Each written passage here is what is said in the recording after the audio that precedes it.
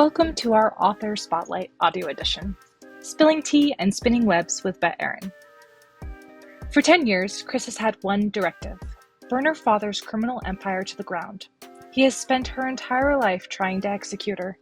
But Chris survived, and now she's tearing his legacy apart, piece by bloody piece. The only thing anchoring her is Alec, her weapon, and her shadow. That is until Val, a flawless invisible spy, enters their orbit. What starts as a temporary distraction quickly morphs into a relationship of necessity, just as the ultimate threat closes in. Because the man who's been trying to kill Chris since her first breath is far from finished. We'll talk about a deadly, tangled web of survival. And speaking of webs, ever wonder how spider behaviors could inspire a high-stakes thriller? Today we're sitting down with Bette Aaron, the brilliant mind behind Golden Weaver, book 1 of her epic spider saga. We'll dive into her writing routine, her path to publication, and exactly when you can grab a copy. Best of all, for my fellow arachnophobes, no actual spiders were harmed making this episode. Welcome, Bette Aaron, to your very first author spotlight. Hi, good to be here. Yeah, how's your Sunday going? It's been hot. Right now I'm in the tropics and the humidity is like through the roof. But other than that, it's been a nice change of pace. Oh, that's awesome. Yeah, it's very hot here too, although it's not quite the tropics. I live outside of the Rocky Mountains, so it's very dry and very high in elevation. Sounds dizzying. Yeah, don't try and do physical exercise out here, you'll pass out. Um, so, um, this is kind of a series where we usually delve into some, like your series that's published, but I am under the understanding that you have not published yet. Is that correct? Yeah, that's right. So, as an unpublished author, when did you start taking your craft more seriously, or is it something that is kind of a hobby for you? Well, it has been a hobby of mine um for years and years. I think that everybody that like any person that enjoys reading eventually ends up writing in some way or form. Mhm. But earlier this year, I started, I sort of, I like to joke saying that I got possessed by the idea of a story.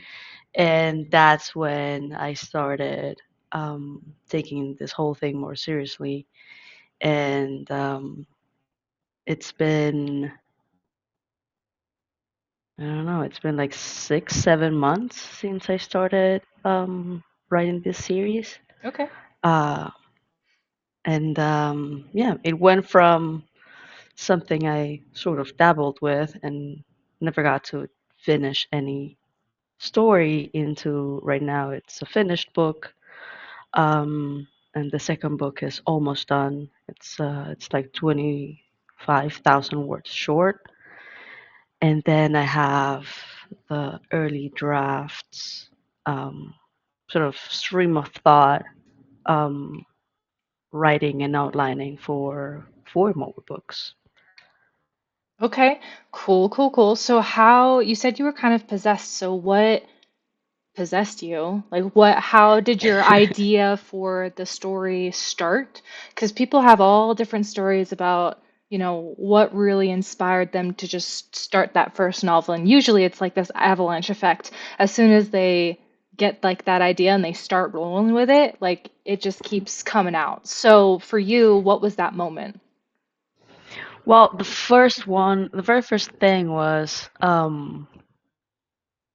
think I was reading something about the Ottoman Empire and harems and stuff. Okay. And I was like, wouldn't it how how awesome would it be for one of these sultans to have like a bisexual wife that he absolutely adored, and for him to just create a harem for her just under the guise of him.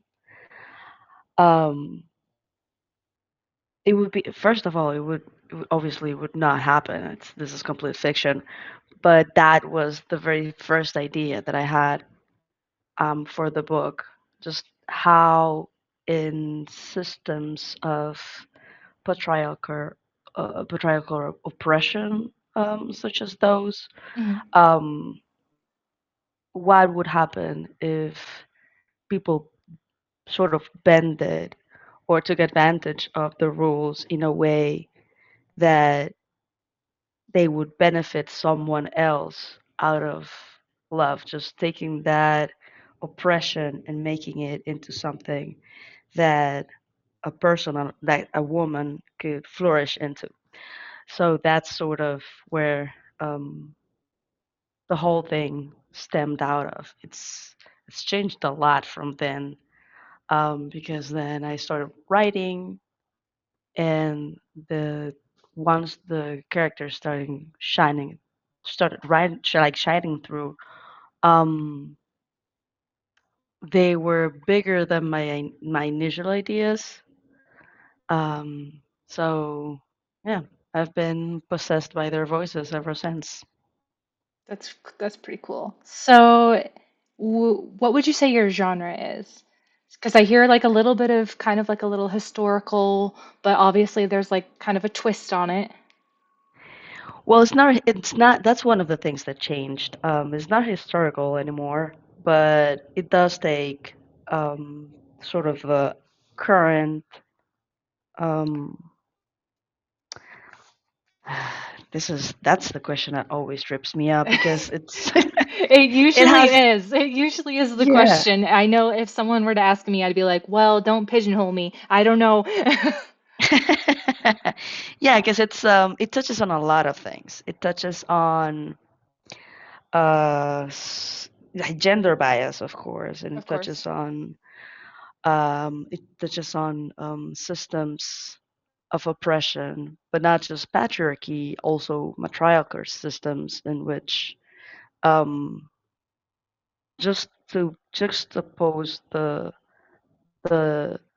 how how harmful it is to fix a gender into a box and separate people by gender, which is at the end, I think it's pretty stupid because it's not something that anybody chooses. Um, it also touches on real life, real world issues like human trafficking and polyamory and found versus biological family.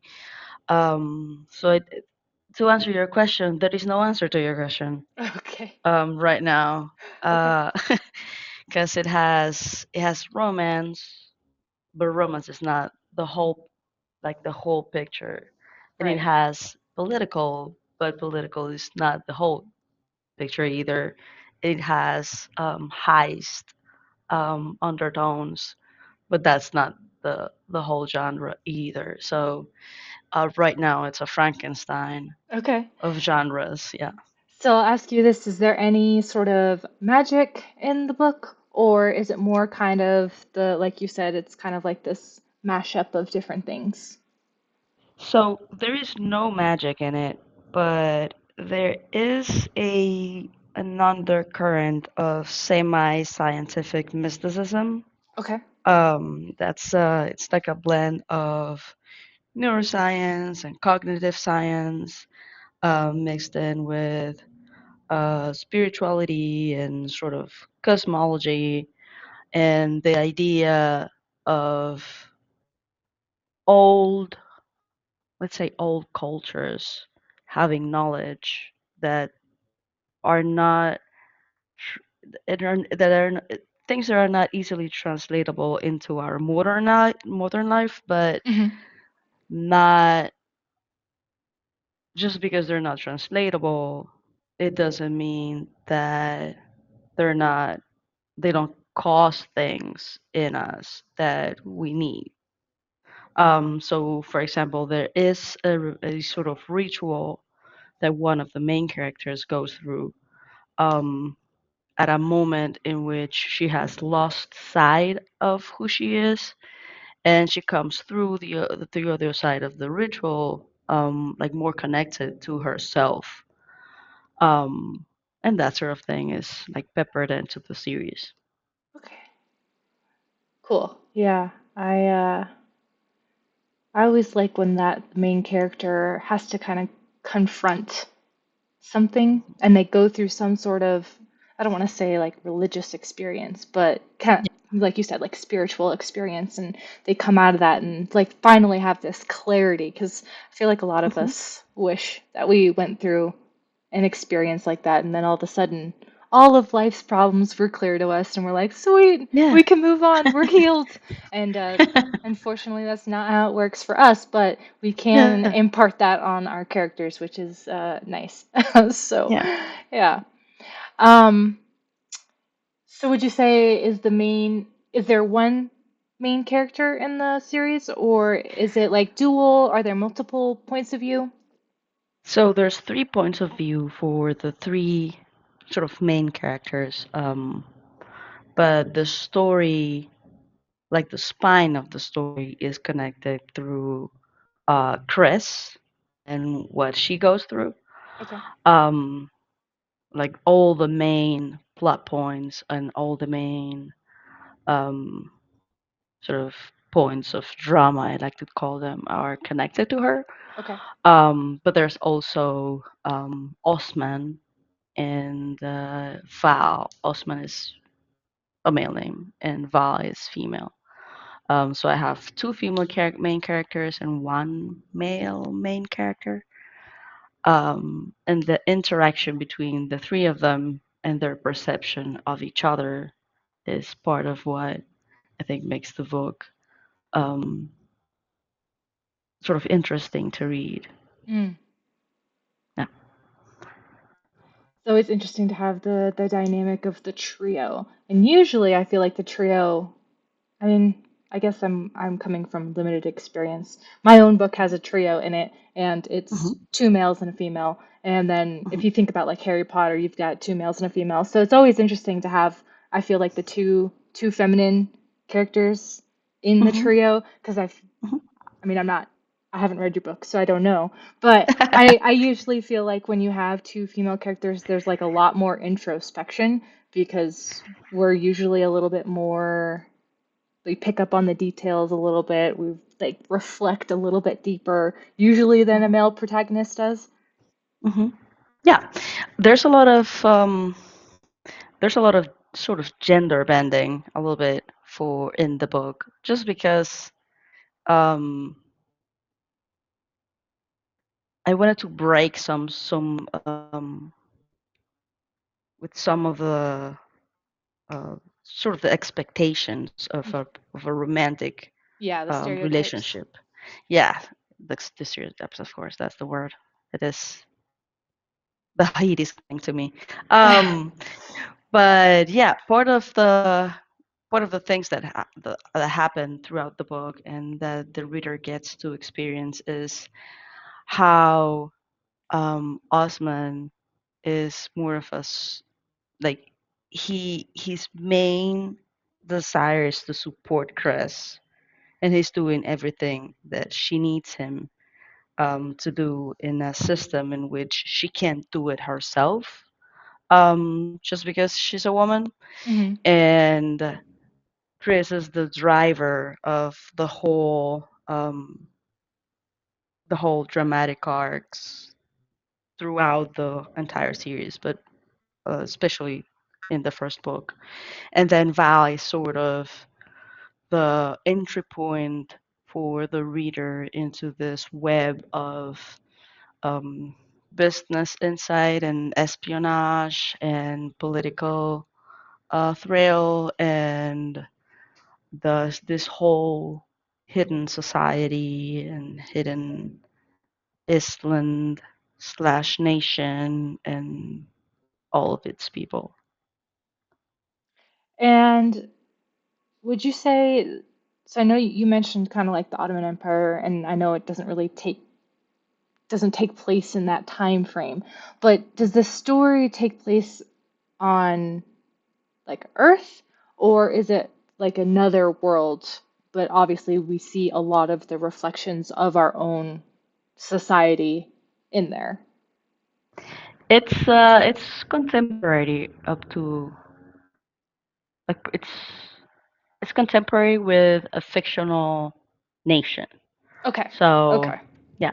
All So right. everything like sort of everything is like a there's mention of real actual countries that might or might not change. That's a decision that needs to be made that Okay. hasn't been made yet. But um yeah, it's contemporary with a fake nation, a fictional nation. Okay. Very cool. All right. Just want to make sure we're all on the same page. And so I know in our writers group, you have kind of started to lead these little writing sprints twice a Hmm. day. And before you kind of started doing that for the community, how did you get yourself to work up the stamina to continually write your story? So right now I'm putting 40 hours into my writing while doing 40 hours in my regular job.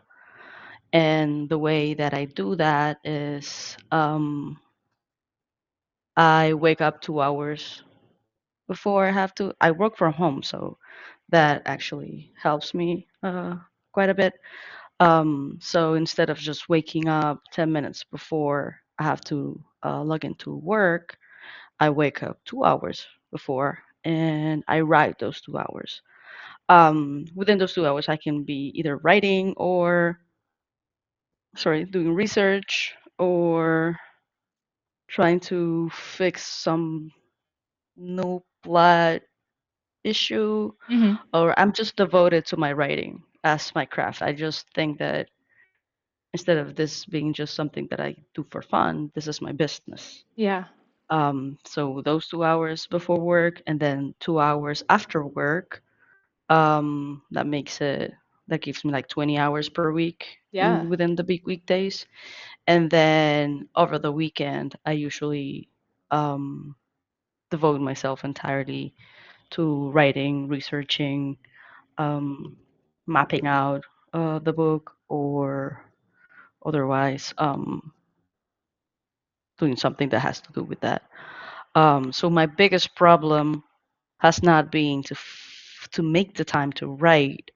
It has been to stop writing so I make the time to rest, Yes. um, which is just as important because otherwise it's just crash and burn.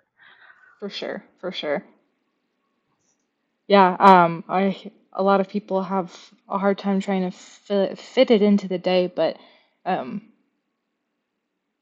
I guess that's the difference between like kind of setting yourself, holding yourself kind of accountable and seeing it Hmm. as it's not just a passion, it Hmm. is a task to be accomplished. Like it is, like you take it as seriously as you would your job. And so Yeah. um, that certainly does help make a lot of headway. So I know a lot of Yeah. people spend years and years just trying to get a first draft down on paper. And so, but if you look at it like that, you can actually get through things and, get to the main goal, right? Which is to publish, whether that be a self-publishing avenue or whether you end up wanting to query with one of the big five publishers. Hmm. And so for Yeah. you, is your goal, or I don't know if you've thought about it, how you want to go about getting your book published? Is that something that you think you're going to self-publish on your own, or is that something you want to possibly query out? I haven't really given it much thought because mainly because all of my energy is going into actually finishing the book, Getting it done, the yep. series. Yeah. And also part of it is because the finish line is not might not be as close because I want to finish the whole series before I start publishing anything about it. Okay. Um, just because I don't want to end up writing myself into a corner in which I then have to use some bizarre, Yeah. yeah, I don't Yeah. want to. I feel like I don't want to betray the reader by um, coming up with something that doesn't make sense just because I didn't. plan accordingly. Yeah. So I want to make sure that everything is on in paper, like written down, and not just living in my brain Yeah. before That's I always even start. important. Yeah, it's just before I even start considering publishing. I would be happy either way, but I'm not the best marketer. Yeah. I've come to realize, and I'm not the best networker. So even if I go the self-publishing route, I would need at least an agent to place the book, um, and help me through, or maybe like a marketing person that will help me with maybe Kindle Unlimited, or just knowing where to even put the book. Yeah. Um, but so the ideally, I would be able to publish traditionally and just give that to somebody else to do. Um, but otherwise, I'm happy to just put this into in front of people and hopefully make money out of it. Because I mean, let's be honest, money's good. I mean, it's not bad, right? That's the dream. You want everybody to read it, but like if some dollars come along with it, that Yeah, that ain't so bad. yeah, I'm not gonna cry about that. That's for Exactly. sure. No. Okay. So, yeah, the publishing, the differences between the two journeys, and you could probably do research on that for weeks and months, and maybe still not be able to kind of like decide where you want to go with it. And always, like you said, that's like a decision that you can definitely put off while you're writing and getting the whole story out there. Because I think there's something to be said about having the whole journey well thought out and well done. And it certainly can be a little like a feather in your cap to point out to, because everyone has haters, right? And I feel like there's Hmm. always like the group of haters that are like, well, that wasn't well thought out. Well, you can't say that when you've literally sat down and moved through all the plot points, and like you're not just coming up with it flying by the seat of your pants Yeah, writing down this plot. Like you've thought it all the way through. So there's something to be said for that. But yeah. it kind of transitions me into, because you were talking about like researching. What is one of the weirdest things that you have had to search on the internet for your book? So my book has a lot of spicy romantic scenes between three people with which I have no personal experience on. Gotcha. Because essentially I have found that I can't write about something that I have experienced. Otherwise, it just, I don't know. There's like my brain is like, nope, we're not going there. We're not Yeah. putting that out Yeah. for the people of God. But I have had to go into forums, go into Reddit, and or actually, um, before I answer that, is this going to be like PG, like 18 plus? Is this Yes, going? it's 18 plus, just like our guild is. So. Okay, so in that case, I can say that I have a younger brother. He's 7 years younger than me, but right now he is my m- male anatomy consultant. Let's say it that way. Okay. So I've had to ask my brother a couple of questions when the internet has failed me, but I think the worst, my research that's my weirdest research is about the workings of the male reproductive system. Let's just call it that. Ah, yes. And yeah, and the constraints of the whole human experience between three people. Because when you have three people sharing, let's call it a moment, Hmm. um, there is such a thing as just having one of them watch. That is a thing, but if you want the three of them to be involved, you have to. I mean, I think I've never seen more porn than while I've been writing this book. Because it ends up being that there is no way to ask things Yeah. or no one to ask, or then you would ask a question and get no answers on Reddit. And then I'd be like, you know what? I bet there's a porn about this somewhere. So that's my weirdest research, I guess. I would say that that is probably the best use of those sites that I've heard to date. So, way to turn that around and make it absolutely useful. That's awesome. Yeah. Yeah, it's very scientific because Yeah, I mean, I would they oh don't leave man. anything out there for, for of mystery. There's nothing mysterious. Exactly. You're like, I know Exactly. exactly what's going on. So, yeah. Yes. Yep. Yeah. Oh man. Okay. So, um,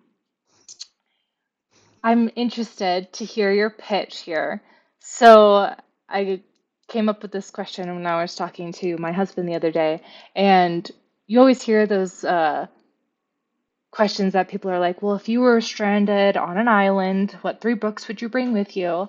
I am interested to know why I should bring your book with me if I got stranded on a desert island. And I already know part of it is apparently I'm going to be very invested in the spicy scenes.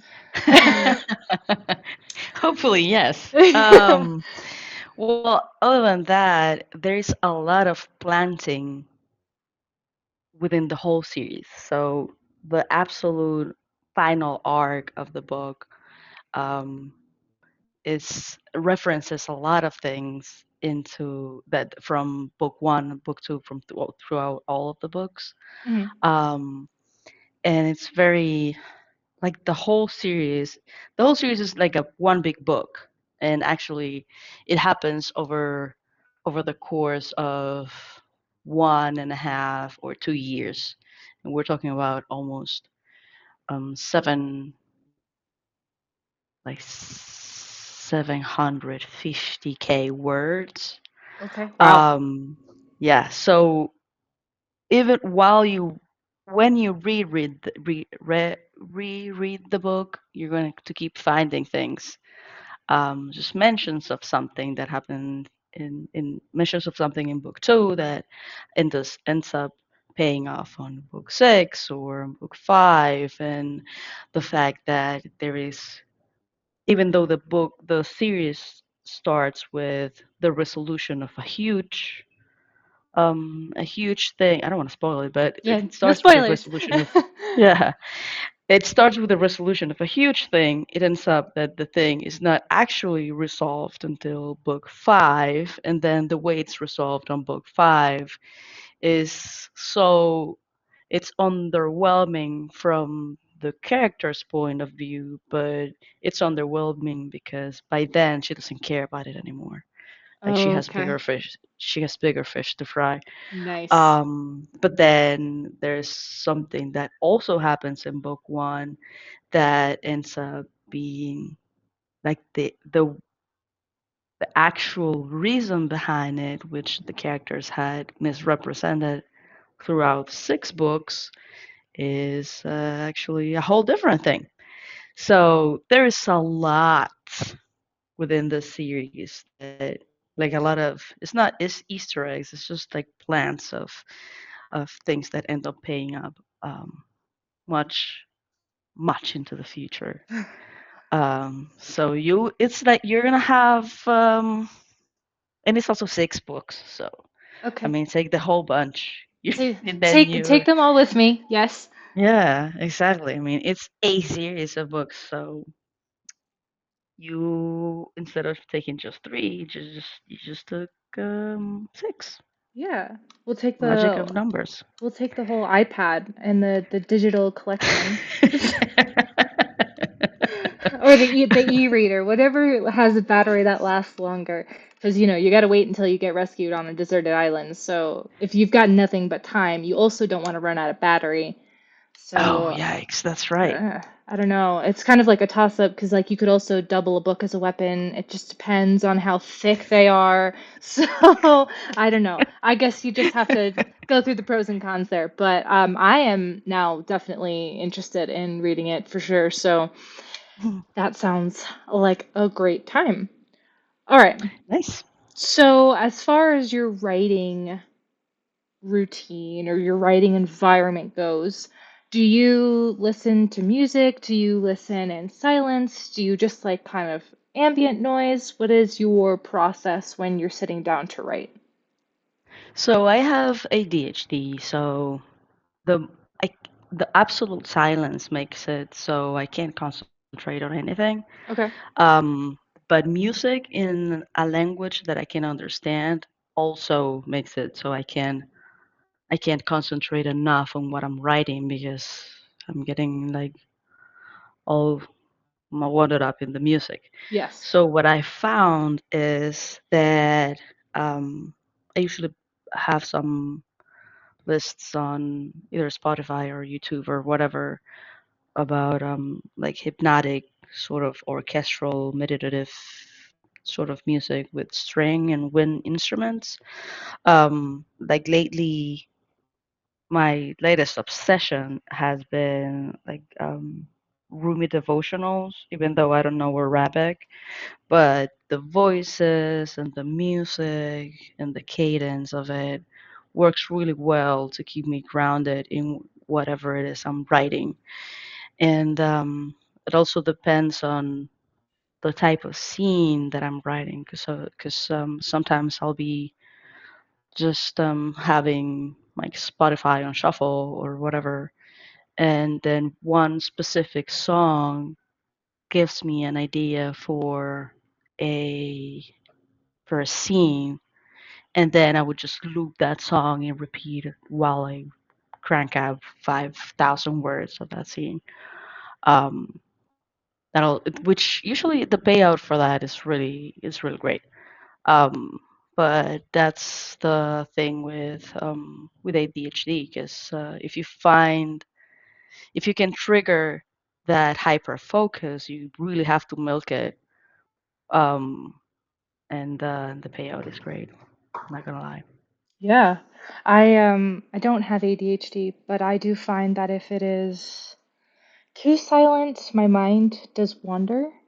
And then I'm Hmm. not like paying attention. So I'm a weirdo and I listen to thunderstorms because for Oh, whatever nice. reason, like that, just like one, it's moody, right? So, like, when Hmm. you're writing something that is incredibly moody, you're like Hmm. in the right zone. Um, Yeah. but I don't know, I'd also feel like enveloped by it and like feel safe in the storm, even though it's only in my headset. So I kind of get where you're coming from there, and it definitely does help, especially if you're having issues with focusing on getting something done, right? Like you have like one thing in mind that you want to get done, and your mind is like, I have 10 to 15 other things that I have to Hmm. look up and do. And sometimes it's so hard to just settle in and focus on Yeah. one thing, finish it to the end of like to completion, and then you can move on and, you know, goof off. Because I Yeah. find sometimes I will sit down and I'm like, so I'm gonna do this. And then 20 minutes later, I'm looking up something else on the internet because I'm like, Hmm. well, I actually don't know how to explain that. And then I go down the rabbit hole and I start looking at pictures on Google and I'm like, oh, that's cool. And then I'm like, oh, you know what? Maybe I should go to Pinterest and start like putting these like architectural aesthetics in there because that seems like the appropriate time to do right now. Not when I'm trying to get through this entire scene. So, And you're yeah. sure you don't have ADHD? Because that's I like the definition for it. I think that's just my as my brain gets older, I like to wander. Ever since I had my first child, my brain does not sit still for more than 6 seconds, and that's not how I used to be. So it's me like learning how to work with what I got. I think my like brain cells kind of like died off there in the process, so I'm like trying to harvest new ones, but like the road back has been rough. So. It Yeah, sounds like. it's Yes. it's an interesting experience.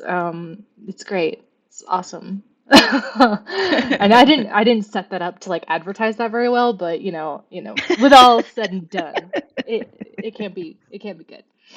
But anyway, so hmm, we've had a very lovely conversation. we've kind of gone through your writing style and your writing environment and what you're working on. Do you have any plans for like another series that kind of is percolating in your brain, or is all your focus based on just doing this series right now? So the series is huge, um, but I already have the sequel in mind. I can't say much about it because every word of it is a spoiler of the current series. Gotcha, But gotcha. yeah, that might be something between three, maybe four books. And it's going to be the generation after Gotcha, gotcha. Yep. this. So I yeah, was and I'm also thinking about a prequel. Sorry, about Chris and Osman and their 10-year stand to get to the point where this series starts. But if I'm honest, I don't know if I have it in me to write just the one book. It's like everything has so much. Like there's yeah. so much I want to say, I want to put into each uh sort of story that it ends up being a series. So I think the prequel, sorry, is going to be a series as well. I hope not, but it might be. Yeah, I think people underestimate that until you actually start doing it. You don't realize Mhm, how much goes into it. And it's not just getting the words on the screen, but after that, it's like going through and doing a developmental edit or going through and mhm, doing like just the actual line edits or mhm, proofreading. mhm, And then you have to add on all the other stuff you were kind of talking about before, which if you did plan to self-publish, now you're thinking about, okay, marketing campaign. I have to think about cover art. I mhm, have to think about how am I going to get this book out there? How are people going to pay me for my lovely words and my, mhm. be invested in the story. So Yeah, it's very multifaceted. And that can yeah, be very overwhelming very quickly for a lot of people. yeah. But I have to hand it to you. You're probably the first person that I've talked to that has such a good regimented routine that you are able to accomplish like the goals that you're setting out for yourself. So congrats on that, because Thanks. I definitely don't have that. And I am very, very excited to read this. And then remind us, the series is named what? It's it's spider themed. Spider So theme. every book has is named after a spider, and the first book is Golden Weaver. And so right now, I'm going for the first book's name as the series name.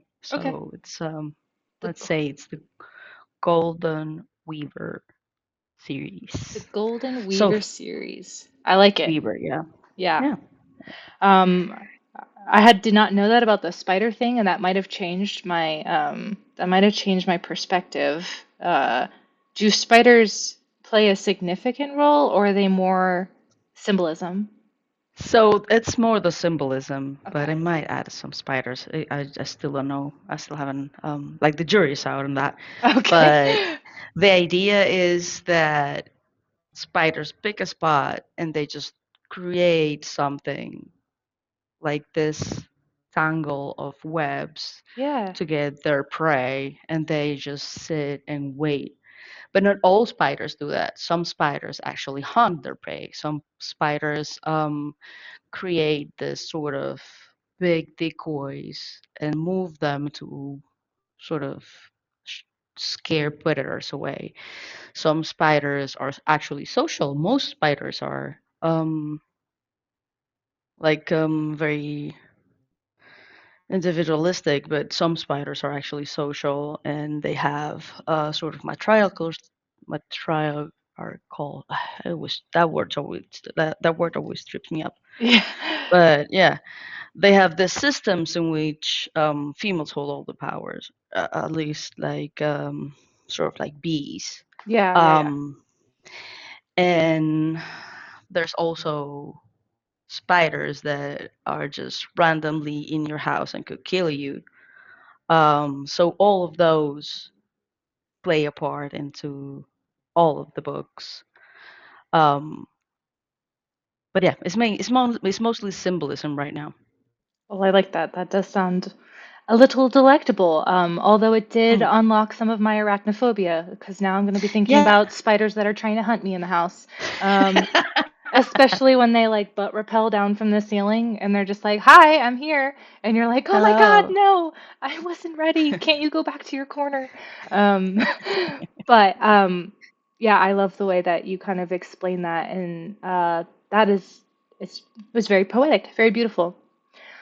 Okay. thank you. I also hate spiders, so I don't know. This is part of the whole being possessed into a story bit. Yeah.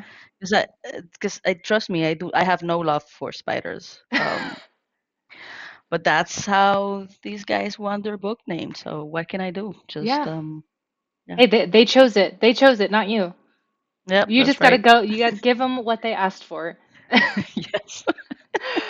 Okay, well, Bet, thank you so much for hanging out with us, and I really appreciate the time you took out of your day to talk with me and kind of give us a little insight on the Golden Weaver series. And I know that the audience is looking forward to being able to read it. So I'll let you get back to writing because you have lots of work to do so that we can eventually have that in our little paws.